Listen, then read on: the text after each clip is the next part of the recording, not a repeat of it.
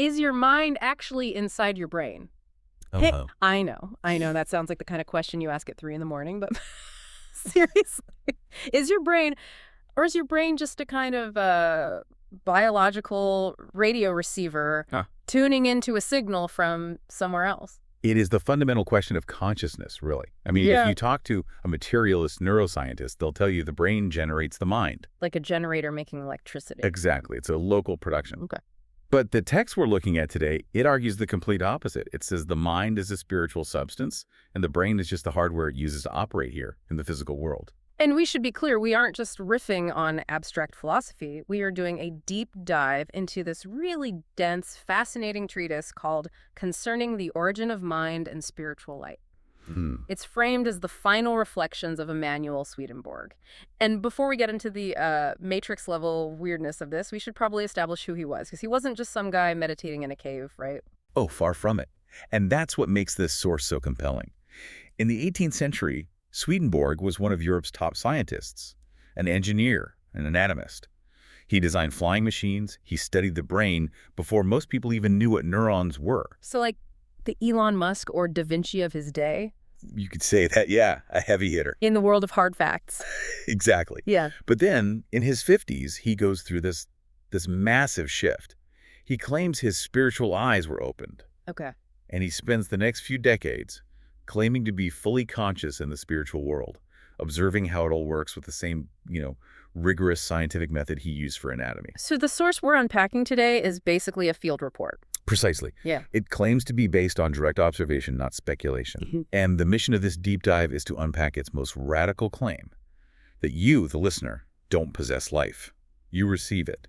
We're going to explore the architecture of the mind as he describes it, which, frankly, makes the brain look like a simple interface for a much more complex machine. It really is a red pill moment, this idea that our reality is just a shadow of something else.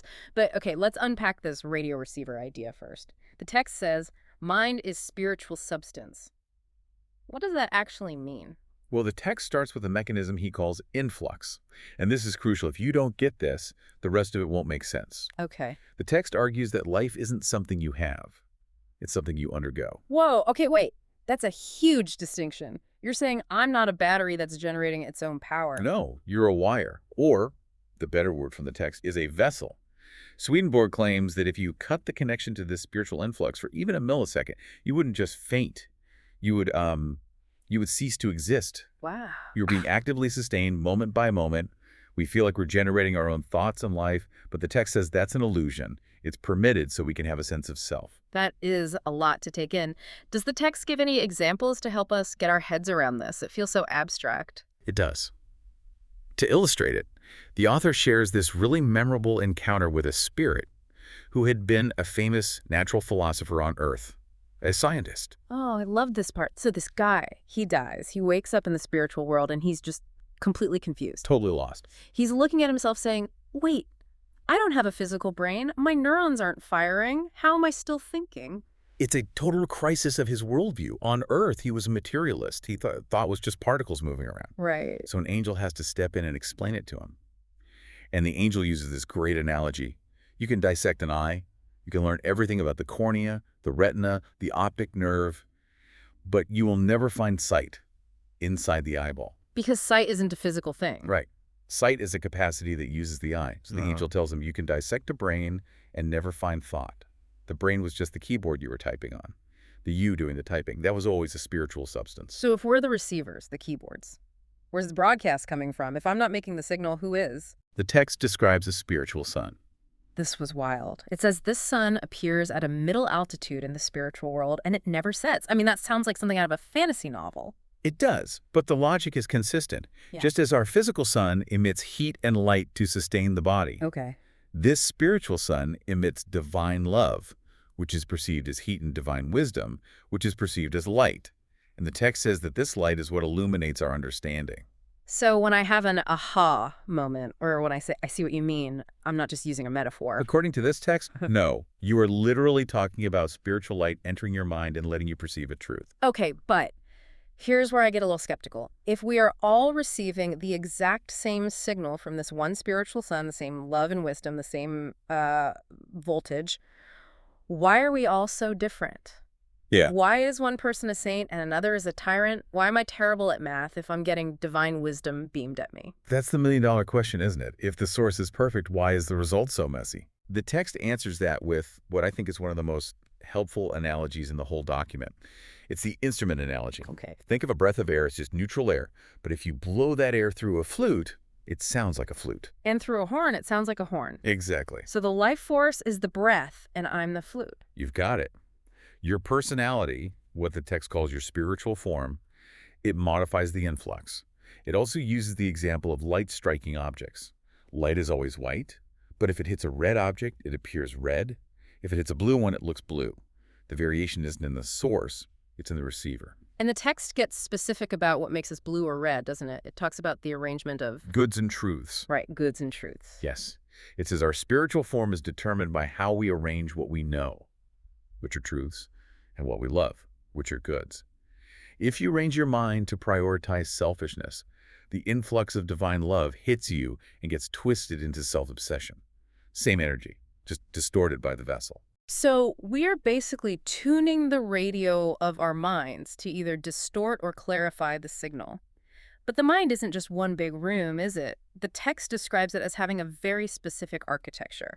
I called it the three-story house in my notes. That is a perfect way to visualize it. Swedenborg introduces what he calls the doctrine of degrees. And this is a little technical, but it really changes how you view growth. He says the mind isn't a flat plane. It's a tower with three distinct levels, the natural, the spiritual, and the celestial. Okay, let's walk through the floors. So ground floor, the natural degree. This is where we all start. Opens from infancy. It's all about the senses, facts, the physical world. It's the foundation. Most of our daily life is here, paying bills, learning to drive, all that. Then we have the second floor, the spiritual degree. How do we get the elevator to go up? Well, it doesn't happen automatically. The text says this degree opens when we start thinking about spiritual truths, and this is crucial, when we start shunning evils. It's focused on truth and charity. It's when you move from just knowing facts to understanding principles and actually caring about your neighbor. And then the penthouse, the celestial degree. This is the highest level, nearest to the Lord. It's opened only when a person lives purely from love. The text says people in this state have immediate perception. They don't need to reason about if something is true. They just know. It's like the difference between arguing if a stove is hot versus just touching it. Exactly. You just know. The thing that really stuck out to me here was the no stairs rule. The text really emphasizes that these are discrete degrees, not continuous ones. Can you break that down? Because I usually think of learning as, a gradual ramp. That is a vital distinction. Think of it like water. You can heat water up, right? That's continuous. Hotter, hotter, hotter. But at a certain point, it boils and turns into steam.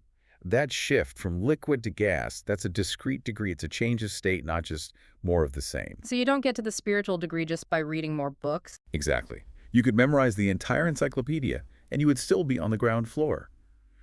Moving up requires a shift in your state, an elevation. You suddenly find yourself on a higher floor because your internal motivation has changed, not just your data bank. The text mentions a vision of a tower where people just appear on the next floor without walking up. It's a cool image, but it also warns this is why natural scientists so often fail to understand the mind. Right. They're trying to understand the penthouse by analyzing the basement. They're trying to explain the mind, the higher degree, using the brain, which is the lower degree. Is there a modern way to think about this mistake? I think so. It's like trying to find the internet by taking your laptop apart with a screwdriver. Oh. You can analyze the chips and the circuits all day long. You'll find the mechanism that processes the signal, but you will never, ever find the internet inside the plastic case. The brain is the laptop. The mind is the Wi-Fi signal. And scientists are experts on the laptop. Right. But Swedenborg is talking about the Wi-Fi. That makes so much sense. You can't derive the cause from the effect. Okay, speaking of things operating under the hood, we have to talk about the black box. Or, as the text calls it, the two memories. This part actually gave me chills. It's a very sobering concept. The text distinguishes between natural memory and spiritual memory. Okay, so natural memory is what I use to remember my grocery list or who won the Super Bowl in 1998. It's in the brain. Correct. And like the brain, it's temporary. The text says it becomes like a closed book after death. You don't lose it, but you don't really think from it anymore. But the spiritual memory, that's the scary one. The spiritual memory is permanent. It records everything. But here's the catch. It doesn't just record what you did. It records why you did it, your intentions. Your intentions, yes. There was that example of the charitable man. Externally, he looked like a saint, did all these good deeds. But when his spiritual memory was opened after death, It revealed he only did those things for a promotion, for his reputation. that is terrifying. It's like having a dash cam on your soul that sees your internal monologue. It totally changes how we think about judgment. Right. The text says judgment isn't God on a throne deciding your fate. No. Judgment is simply the opening of your spiritual memory. It's called the book of life. You can hide your intentions from the world, maybe even from yourself. We're great at rationalizing. Oh, yeah. But the spiritual memory records the raw reality of what you truly love. Wow. That actually makes me sweat a little. I'm thinking of all the times I've been polite to someone I actually couldn't stand. You're saying the smile fades, but the annoyance is recorded forever. The annoyance, and specifically the intent behind the smile. Was it to deceive? Was it just to keep the peace, to manipulate? That's what gets etched into the spirit. So if you spent your life being good just to be popular, the spiritual memory says, actually, you were selfish. That's it. And that brings us to the nature of evil and hell. Because if our intentions define us, what happens when those intentions are bad? The text has a very specific definition of evil. It's not some rival power to God, right? It's not like God created good and then made evil to fight it. No. The text defines evil as divine order inverted. Inverted! Imagine love is a circuit. It flows from the divine through you out to others and back. That's the circuit of heaven. Evil is when that flow turns backward on itself. It stops at me. It becomes narcissism, self-love, the desire to dominate. It's the same energy, just flowing the wrong way. And this leads to the most surprising take on hell I have ever read. We think of hell as this fiery dungeon where God punishes bad people. But the text says God doesn't cast anyone into hell. No, it's his spirits go there because they prefer it. Okay, but hang on. If I'm in a psychological prison of my own making, why don't I just leave? Who voluntarily chooses to be miserable? That's the paradox. They don't feel miserable, not in the way we think. To a narcissist, being the center of attention feels good. Being asked to serve others, that feels like torture. So the light of heaven actually burns them. Yes. Remember the spiritual sun we talked about. To a person who has spent their life loving only themselves, the light of truth and the heat of unselfish love are painful. The text compares it to a diseased eye hurting in bright sunlight.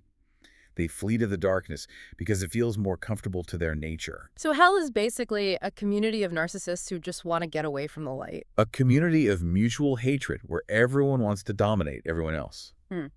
It's described as miserable, yet they choose it because the alternative selfless love is fundamentally repulsive to them. That's actually more disturbing than fire and brimstone. It's a prison you build yourself. And the text explains that we, as humans, stand in an equilibrium between these two influences, heaven and hell.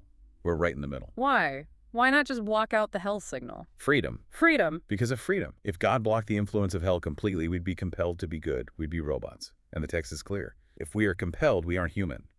We have to stand in that tension so we can freely choose which way to turn our love. So choice is everything. Okay, let's pivot to how this all connects to the physical world. This is what you call the science of correspondences, decoding reality. This is the code for reading the matrix. The claim is that the physical world is a mirror of the spiritual world. Everything we see in nature is an effect that has a spiritual cause. And it gives some really specific examples, like the face. The face corresponds to the interiors of the mind. That's why we say the face expresses character. It's the physical screen for your spiritual state. And hands. Hands correspond to power. The right hand to the power of good. The left hand to the power of truth. What about digestion? There was a whole section on eating. Eating corresponds to appropriating knowledge. Okay. When you eat food, you make it part of your body. Yeah, right. When you learn something and really take it in, you make it part of your character. So eating in the Bible often signifies spiritual nourishment. And then there's a grand man. This was the trippiest visual in the whole document for me. It is a profound concept. The text says the entirety of heaven is organized in the shape of the human body. Okay, I have to stop you for a second because cosmic giant sounds like pure sci-fi. Are we talking about a literal giant floating in space? No, think of it functionally. Yeah. In your body, you have cells that make up the eye. They don't look like an eye individually, but together their job is sight. Right.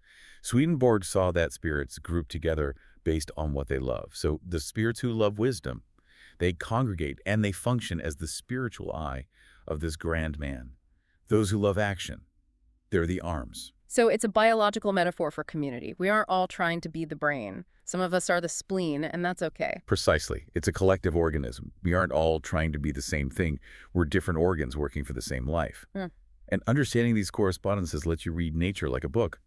The sun is divine love. The moon is faith. A horse represents the understanding of truth. It turns the whole world into a symbol system. So where is all this going? The text ends with a look at the future and something called the new church. And to be clear, it emphasizes this isn't necessarily a new building down the street. Right. It's describing a new state of consciousness entering humanity, a shift from, say, blind faith or mystery to actual understanding. No more. It's a mystery. Just believe it. Exactly. The goal described is a future where science and religion unite, not by one conquering the other, but because people will finally understand that matter is just the effect of spiritual causes. The new church is defined by that internal clarity. And it mentions a new kind of relationship, too. Conjugal love. Yes, the spiritual ideal of marriage. The text describes a husband and wife in heaven becoming so united they share thoughts and will. They're still individuals, but their minds interlock perfectly. It's the reunion of truth, represented by the male principle, and good, the female principle. It's a hopeful vision, a world where we understand the code, where we choose love freely, where we connect deeply. It is. It suggests humanity is growing up, moving from the childhood of obedience into the adulthood of understanding. So, to wrap this all up, we are vessels receiving life. Our reality is shaped by our internal state, our form. Nothing is hidden. It's all on the hard drive of the spiritual memory. And we're constantly choosing our frequency tuning into the self-love of hell or the mutual love of heaven. I want to leave you with one final thought from the text that really stuck with me. It's about time.